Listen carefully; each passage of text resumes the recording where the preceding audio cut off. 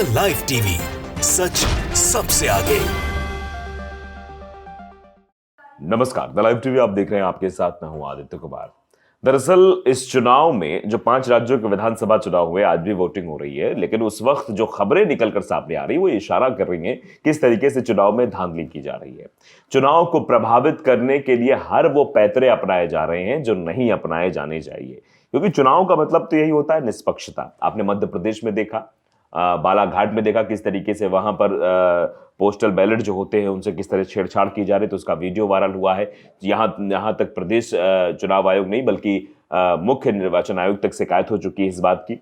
अब उसके बाद एक मामला राजस्थान से भी सामने आया। राजस्थान से जो मामला सामने आया उसमें साफ तौर पर कहा जा रहा है कि ये जोधपुर का मामला है। चुनाव के दौरान गड़बड़ी सामने आई है। मतदान के बाद रिजर्व ईवीएम की कंट्रोल यूनिट गायब हो गई है। यानी वो जो रिजर्व यूनिट दी जाती है चुनाव में, क्योंकि कभी कभी ईवीएम खराब हो जाती हैं, ईवीएम मतलब पता लगा काम नहीं कर रहे हैं या पहले से वोट है तो उसको रिफ्रेश करने के लिए इंजीनियर्स होते हैं और जो सेक्टर मजिस्ट्रेट बनाए जाते हैं उनके पास रिजर्व ईवीएम रखी जाती है और उन रिजर्व ईवीएम को वहां पर इस्तेमाल में, जब कहीं खराब हो गई तुरंत वहां पर मतदान प्रभावित ना हो, वहां पर वो रिजर्व ईवीएम रख दी जाती है। और ये रिजर्व ईवीएम का ही खेल आजकल हो रहा है। पहले भी आपने देखा कि मध्य प्रदेश में रिजर्व ईवीएम पकड़ी गई थी और ये कहा गया कि रिजर्व ईवीएम यहां पर क्या कर रही है। तो रिजर्व ईवीएम या तो सबमिट हो जाती हैं या फिर उनको अलग तरीके से रख दिया जाता है, वो मतलब निगरानी में रहती हैं। लेकिन रिजर्व ईवीएम का गायब होना मतलब बड़ा खेल हो जाना है। रिजर्व ईवीएम का इस्तेमाल उस ईवीएम के तौर पे भी इस्तेमाल किया जा सकता है जिससे गड़बड़ियां हो सकती हैं।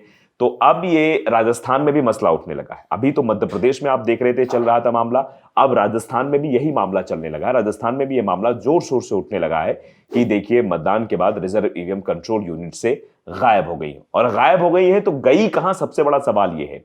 और ईवीएम का गायब हो जाना ये दर्शाता है कि अपने आप में कुछ बड़ा झोल जरूर होने वाला है।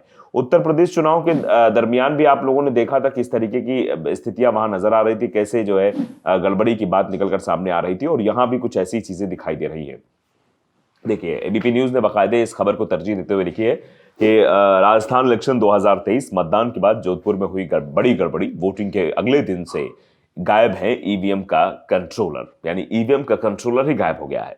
राजस्थान विधानसभा चुनाव के लिए 25 नवंबर को वोटिंग हो चुकी है। वोटिंग के अगले दिन यानी 26 नवंबर को ईवीएम के कंट्रोलर के गायब होने की शिकायत पुलिस में की गई है। अब ये कंट्रोलर कैसे गायब हो गया, ये अपने आप में बड़ा सवाल है।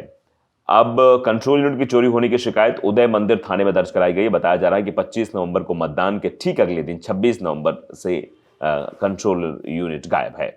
विधानसभा चुनाव के तहत राजस्थान में 25 नवंबर को वोटिंग हो चुकी है। चुनाव को लेकर भारत निर्वाचन आयोग की ओर से पर्याप्त सुरक्षा व्यवस्था का इंतजाम किया गया। यहां तक कि स्ट्रांग रूम को जो बना हुआ है उसके बाहर विपक्षी दल के नेता भी बैठ रहे हैं, क्योंकि उनको डर लग रहा है कि कहीं कोई खेल ना हो जाए।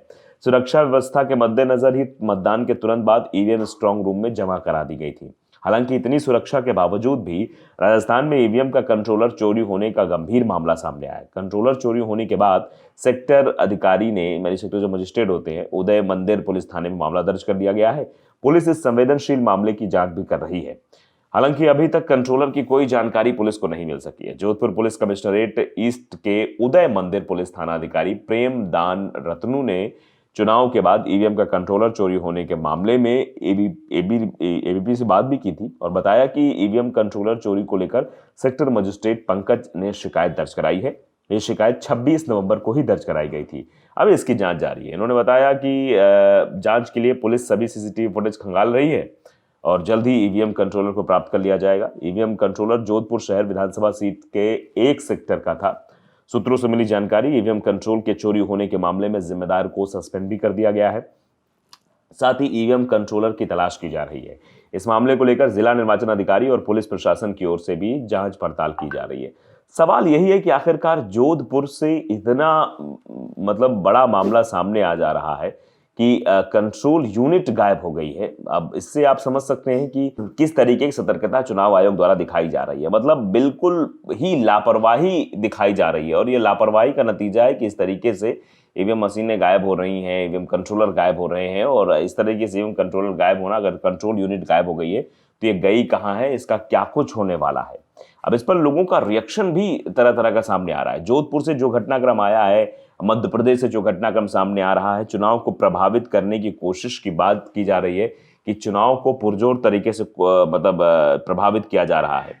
यानी आप समझिए कि जीत दर्ज करने के लिए किन किन हथकंडों का इस्तेमाल किया जा रहा है, क्योंकि ये चुनाव बहुत ही सेंसिटिव चुनाव हो गया है। क्योंकि ये एक सेमीफाइनल के तौर पे भी देखा जाता है, जो विधानसभा चुनाव है ये सेमीफाइनल है, और सेमीफाइनल के तौर पे अगर चुनाव देखा जा रहा है तो फिर आने वाले समय में आप समझ सकते हैं कि लोकसभा जो चुनाव है, लोकसभा चुनाव पे भी इनके नतीजों का असर पड़ता है।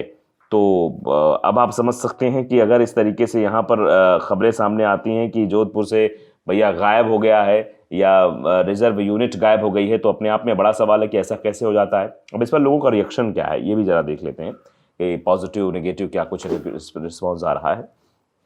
हिमांशु शेखर लिख रहे हैं कि अनपढ़ फर्जी डिग्री पनौती चुनाव जीतने के लिए किसी भी हद तक गिर सकता है, बहुत ही नीच और घटिया है वो। ये लोग लिख रहे हैं, ये हम नहीं कह रहे हैं, ये सोशल मीडिया पर लोगों का रिएक्शन है, वो हम आपको बता रहे हैं। आलोक रावत लिख रहे हैं चुनाव चल रहा है कि मजाक चल रहा है। ये अपने आप में बड़ा सवाल है कि लोकतंत्र जो चुनाव है, चुनाव अगर इस तरीके से हो रहा है, इस तरीके से गड़बड़ियां निकल कर सामने आ रही, तो ऐसे समय में चुनाव तो नहीं कराना चाहिए। क्या मतलब है इस तरह के चुनाव का? तो कहा जा रहा है खेल शुरू हो गया है। ये मानव नाम के ड्यूरेजर लिख रहे हैं खेल शुरू हो गया है, अब बाकी राज्य में भी यही होगा। ईवीएम सुरक्षित रखनी होगी, यानी ईवीएम की सुरक्षा बहुत जरूरी है। अगर ईवीएम को सुरक्षित नहीं रखा जाएगा तो गड़बड़ियां हो जाएंगी। और ललित जोशी लिख रहे हैं ये तो रिजर्व थी, पोल्ड होती तो भी आश्चर्य की बात नहीं थी। मतलब ये तो रिजर्व थी जो गायब हो गई, अगर पोल्ड होती मतलब जिनमें वोटिंग हुई वो भी गायब हो जाती, कोई बड़ी बात नहीं होती। मतलब आप समझिए लोगों को बिल्कुल भरोसा नहीं रह गया है चुनाव पर, चुनाव आयोग पर। चुनाव आयोग को जो उनकी विश्वसनीयता है वो खतरे में है, उस खतरे से भी कहीं ना कहीं बचना होगा। अगर उस खतरे को नहीं देखेंगे तो भी समस्याएं खड़ी हो जाएंगी। राजकुमार आर्य लिख रहे हैं कि मध्य प्रदेश की जानकारी भी बता दे चरण चाटू। ये भी चीजें कही जा रही कि मध्य प्रदेश की भी जानकारी बता दीजिए, मध्य प्रदेश में आखिरकार क्या हो रहा है। शेखर 2.2 लिख रहे हैं कि गड़बड़ की खबर आ रही राजस्थान में, ऐसे तो आ जाएगी बीजेपी सरकार में। मतलब आप समझिए इस तरीके से भी लोग कटाक्ष कर रहे हैं। फिलहाल जो चीजें हैं, गड़बड़ियां जिस तरीके से निकलकर सामने आ रही है, उससे कई सारे सवाल खड़े हो रहे हैं कि आखिरकार क्या वजह है कि बार बार ईवीएम पर सवाल खड़े हो जाते हैं। वोटिंग के दिन ये सवाल ईवीएम पर खड़ा होता है कि वोट डाल रहे हैं, यहां जा रहा है वहां। फिर खबर सामने आती है कि पहले से ही इसमें वोट पड़े हुए थे, कुछ वोट पहले से ही दिखाई दे रहे थे। फिर खबर सामने आती है कि वोटिंग गड़बड़ हो गया है। फिर पता लगता है कि हमारा वोट तो पड़ गया है। फिर उसके बाद स्ट्रांग रूम के बाहर विपक्षी लोग बैठ जाते हैं कि ताकेंगे नहीं तो गड़बड़ हो जाएगी। फिर भी कहीं यहां पर ईवीएम मिलती है, कहीं वहां पर ईवीएम मिलती है, हंगामा शुरू हो जाता है। फिर स्ट्रांग रूम के अंदर अपने आप जाकर कुछ कार्रवाई कर दी जाती है। तो ये जो बार बार ऐसी चीजें हो रही हैं, ये इशारा कर रही हैं कि कुछ गड़बड़ जरूर होने वाला है इस पूरे चुनाव में। तो साफ तौर पर जब भी चुनाव होते हैं तब चुनाव आयोग की निष्पक्षता पर सवाल खड़े हो जाते हैं, चुनाव आयोग की कार्रवाई को लेकर सवाल खड़े हो जाते हैं। धारा 144 पर कहां कार्रवाई हो रही, कहां नहीं हो रही, ये भी सवाल उठ जाते हैं। तो चुनाव आयोग को इस ओर जरूर ध्यान देना चाहिए ताकि जनता के मत का, जो जनता ने इस्तेमाल किया अपने मत का, जिसको दिया उसी के पास पहुंचे और वही नतीजा सामने आए। तभी ये लोकतंत्र कायम रहेगा। और इसमें सबसे बड़ी जिम्मेदारी चुनाव आयोग की है, और जो इस तरह के काम करते हैं उनको तो साइडलाइन करना ही पड़ेगा। द लाइव टीवी को अगर आपने सब्सक्राइब नहीं किया जरूर करिए, बेल आइकन दबाइए ताकि सच खबर आप तक पहुंचती रहे। नमस्कार। द लाइव टीवी, सच सबसे आगे।